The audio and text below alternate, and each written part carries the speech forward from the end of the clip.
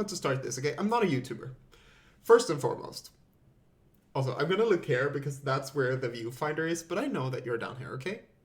I know. I put you there. I placed the camera there. Please don't comment on my hat and my receding hairline. I know that this is not a look, okay? I would bully myself too online, but I'm asking you, kindly, sir, not to bully me. If things are going on too quickly, you can slow down the video by clicking the cogwheel down below and changing the speed. That will get you sorted. So first and foremost, click your profile picture and go to the creator dashboard.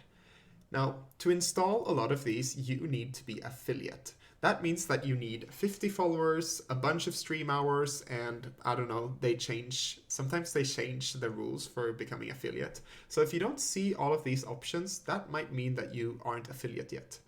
So once we get over to the creator dashboard, we're gonna click on emotes because we're installing emotes. I'm gonna show you how to install a static emote that doesn't move, but the process is the same for animated emotes. And if you don't have any animated emotes, you can always go into this one and they will give you options on how, like where you can select a specific animation for that emote. But I'm gonna upload a standard emote and this is what that looks like. You can either do it as an auto resize or you can upload them manually.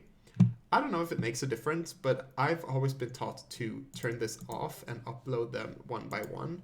And thankfully, all of the assets that I upload on my Etsy store are already pre-cropped to the sizes that Twitch like. So for the 112 by 112, we just pull that over there. 56 by 56, we pull that over there. And 28 by 28, we pull that over there. And they will be uploaded to Twitch. Now here you can input the suffix of your channel name that your viewers can use if they use your emote in chat, whether it's your chat or someone else's. So for this one, maybe I would do like strawberry, something like that.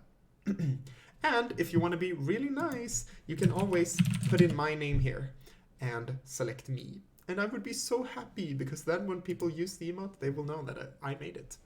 But that's optional, of course.